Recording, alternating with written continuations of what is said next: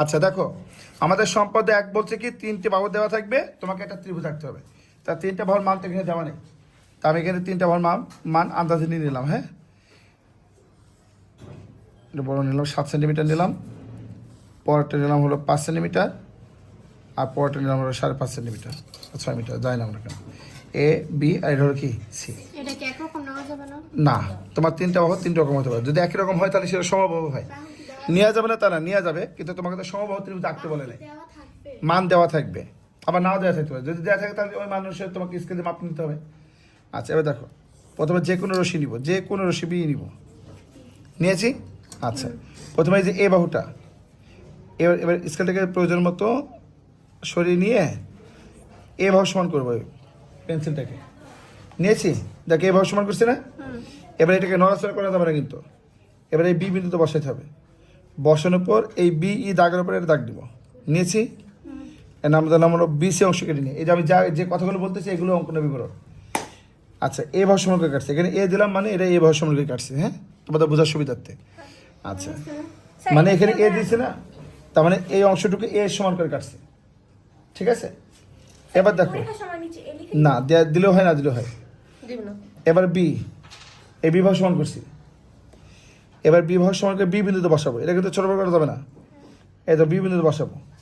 বসানোর পরে এভাবে এটা চাপ নিব, নিয়েছি বৃত্তচাপ। দেখো আমি কিন্তু দাগগুলো অনেকবার দিচ্ছি, এই কারণ হলো তোমাদের বোঝানোর জন্য। তোমরা কি এরকম বারবার ঘষবা না, তোমরা একবার দাগ দিবে। এবার সি বিন্দু থেকে সি ভাগ সমান করবা, কম্পাসটিকে প্রয়োজন মতো সরিয়ে নিয়ে এই যে সি ভাগ সমান করছি। এবার সি বিন্দুতে বসাবো। দেখো ধরার নিয়ম হলো এই মাথাটা এখানে থাকবে, এখানে ধরতে হবে, আর এই আঙ্গুলটা এখানে ধরতে হবে, তাহলে নড়বে না বসানোর ক্ষেত্রে। দেখো নড়তেছে না, নড়ছে। আচ্ছা এবার দেখো এই এই আগে যে বৃত্তচাপ দিচ্ছে ওই চাপের উপর এইভাবে একটা চাপ নিব, নিয়েছি। এবার এই বিন্দুগুলো কি করে দেবো, যোগ করে দেবো। এই বিন্দু এই বিন্দু মিলাবো, কিন্তু এইটা এটা মিলাবো, যোগ দিব। দেখো আমার কিন্তু যোগ করার সময়, ওকে এই দেখো এটা কিন্তু এই বিন্দু বিন্দুকে মিলাইতে হবে, যোগ করে দেবো। এই দুটো বৃত্তচাপ পরস্পরকে এই বিন্দুতে সেট করলো, তাহলে এ কমা বি আর এ কমা সি যোগ করলো, তাহলে এবিসি উদ্দেশ্য ত্রিভুজ। এবার সে অঙ্কনের বিবরণটা কি বলবা, তুমি যেভাবে আর্ট করছো না এভাবে লিখবা। আমি একটু বলে দিই, লিখবো অঙ্কনের বিবরণ। যে কোনো রশ্মি বি ই নিই, বি ই বি না নিলে তো তুমি বি নিলো, তুমি যা ইচ্ছে তাই নিও, সমস্যা নাই, আগে শেষ করতে দাও আমাকে। যে কোনো রশ্মি বি ই নিই, তবে বি ই থেকে এ ভর সমান করে বি সি অংশ কাটি। এবার লিখবা বি ও সি বিন্দুকে কেন্দ্র করে যথাক্রমে বি আর সি বাহু সমান করে বিসি এর একই পাশে, দেখো এক পাশে না, একই পাশে দুটো বৃত্তচাপ নিই, বৃত্তের চাপ দিয়ে পরস্পর কে বিন্দুতে ছেদ করে এ কমা বি এ কমা সি যোগ করি, তাহলে এ বি সি উদ্দিষ্ট ত্রিভুজ। কাটো। দেখো আমরা সম্পাদ্য 2 শিখবো। সম্পাদ্য 2 কি, দুইটি বাহু একটি কোণ। পরীক্ষার হলে আমি কিভাবে বুঝবো এটা সম্পাদ্য 2, এই জন্য তোমাকে এটা মুখস্থ রাখতে হবে। দুইটি বাহু একটি কোণ মানে সম্পাদ্য 2 নম্বর। সবাই একটু ভালো করে খেয়াল করো। এখানে দুইটা বাহুর মান দেওয়া নেই, আমি আন্দাজে ধরে নিচ্ছি। মনে করো আমি একটা নিলাম, এই যে 0 থেকে শুরু করতে হবে, সবসময় কোথা থেকে শুরু করতে হবে, 0 থেকে। তাহলে আমি 0 থেকে মনে করো এটা নিলাম 8 সেন্টিমিটার এ, হ্যাঁ এটা আন্দাজে মান নিলাম। আর এটা 0 থেকে নিলাম কত, 6 সেন্টিমিটার। তাহলে এটা এ আর এটা কত বি। এখানে কোণের মানটাও দেওয়া নেই, তবে এখানে 60 ডিগ্রি একটা কোণ লিখে দেবো। 60 ডিগ্রি কোণ কীভাবে আঁকতে হয় চাঁদা দিয়ে আমরা তো সবাই জানি নাকি। প্রথমে কী করতে হবে দেখো, আমি 60 ডিগ্রি চাঁদা দিয়ে কোণ আট করা শিখাচ্ছি। প্রথমে আমরা এইভাবে যে কোনো একটা রেখা নিব, নিয়েছি। এবারে দেখো চাঁদার এই যে মিডল পয়েন্টটা, ভালো কথা কিন্তু এই যে চাঁদার এই মিডল পয়েন্টটা, এই মিডল পয়েন্টটা এই বিন্দুতে বসাবো, বসিয়েছি। আচ্ছা চাঁদের এই মিডল পয়েন্টে এই যে প্রথমে বসাবো, এখানে বসাবো। আর এই যে চাঁদের এই যে সরলরেখা বাজবার যে দাগটা আছে একদম ফার্স্ট, এই দাগটা এই এই নিচের এই দাগের সাথে মিলাবো।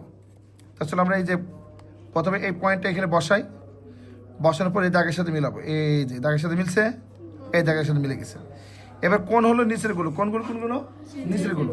আমি 60 ডিগ্রি কোণ নিব, তাহলে 60 কোথায় আছে খোঁজো, এই দেখো 10 20 30 40 50 60, এই দেখো তাহলে এই 60 বরাবর, এই 60 বরাবর দাগ হয়ে যাবে, এই দেখ 60 বরাবর দাগ। ওটা ওপরগুলো কোণ কিন্তু স্থল কোণ হয়ে যাবে এগুলো। এই যে এটা হলো কি এক্স কোণ, কত ডিগ্রি, 60 ডিগ্রি। এবার আসো প্রথমে আমরা কি করলাম, যে কোনো রশ্মি নিব, নিয়েছি। তা তোমাদের ফেভারিট যে কোনো রশ্মি বিডি নিলাম, নিয়েছি। আচ্ছা, এবার এই কাটার দিকটি এই বিন্দুতে বসাবো। এবার এটা প্রয়োজন মতো সরাবো। এই যে যেহেতু মান নির্দিষ্ট, এই যে এইভাবে সমান করবো, করেছি। এবার এই বি বিন্দুতে বসাবো, বসিয়ে এটা এবার একটা কী করবো, এবার চাপ নিব, নিছি, বিসি অংশ কেটে নিলাম। হ্যাঁ, এবার আসো, এবার এক্স বিন্দুতে বসাবো। বসানোর পর এটা যে কোনো মাপ, এটা কি মাপ, এটা যে কোনো মাপ, এই মাপের সমান করে নিলাম। এই যে কোনো মাপের একটা চাপ নিলাম, এটা কিন্তু যে কোনো মাপ তোমার ইচ্ছা মতো। এবার না, এখান থেকে নিতে হবে। এবার বি বিন্দুতে বসাচ্ছি, এই মাপটা সমান করে এখানে বসাবো। বসানোর পরে এই যে কোণের আসল মাপ হলো এই মুখের মাপটা, এই যে এখানে। এবারে এই বিন্দু আর এই যে এই বিন্দু, এবারে এখানে বসাবো, আর এই যে কোণটা সমান করবো। সমান হয়েছে? এইটাই কিন্তু আসল, এটাই আসল মাপ কোণের।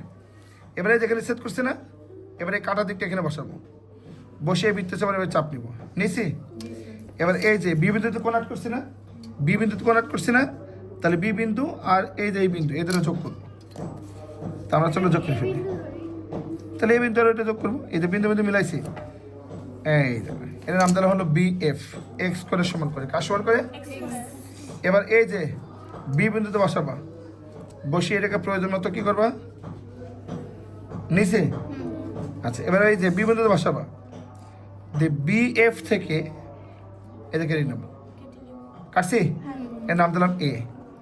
বি এফ থেকে অংশ কেটে নিলাম। এবার এই যে এ বিন্দু আর এই বিন্দু, এই দুটো বিন্দু বিন্দু যোগ করতে হবে, কিন্তু ভালো করে আমি বুঝাচ্ছি।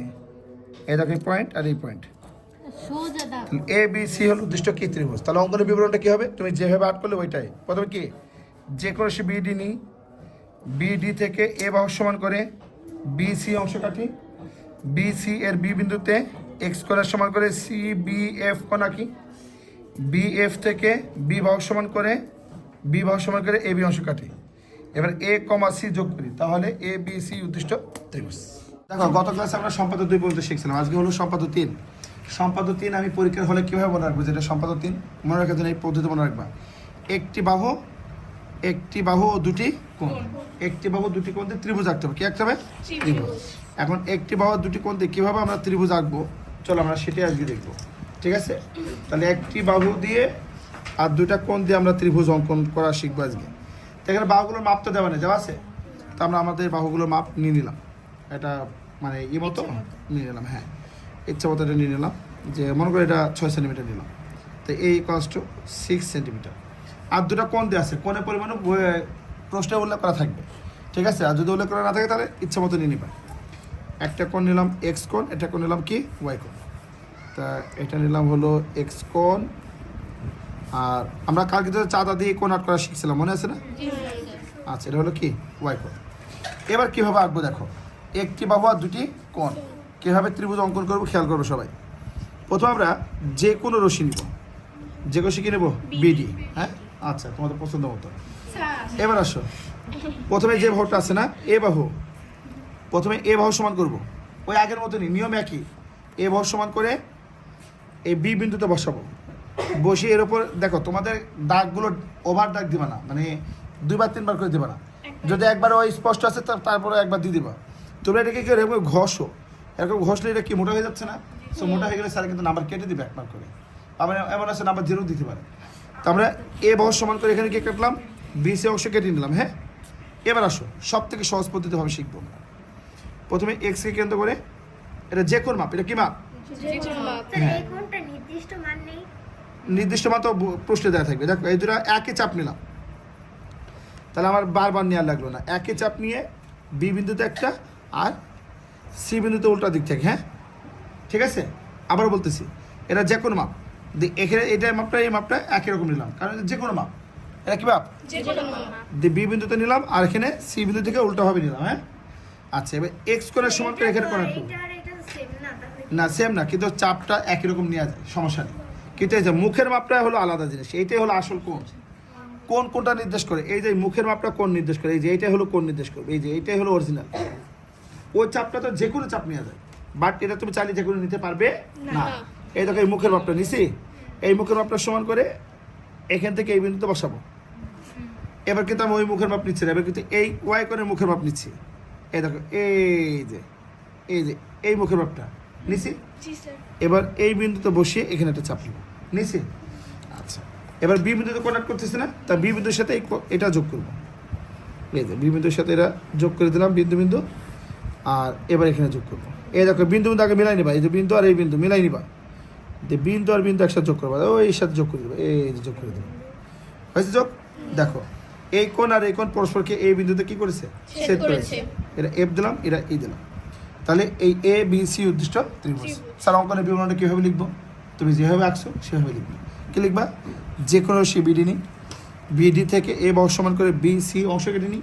এবার লিখবা বি আর সি বিন্দুতে যথাক্রমে এক্স আর ওয়াই কোণের সমান করে সি বি ই আর বি সি এফ কোণ আঁকি।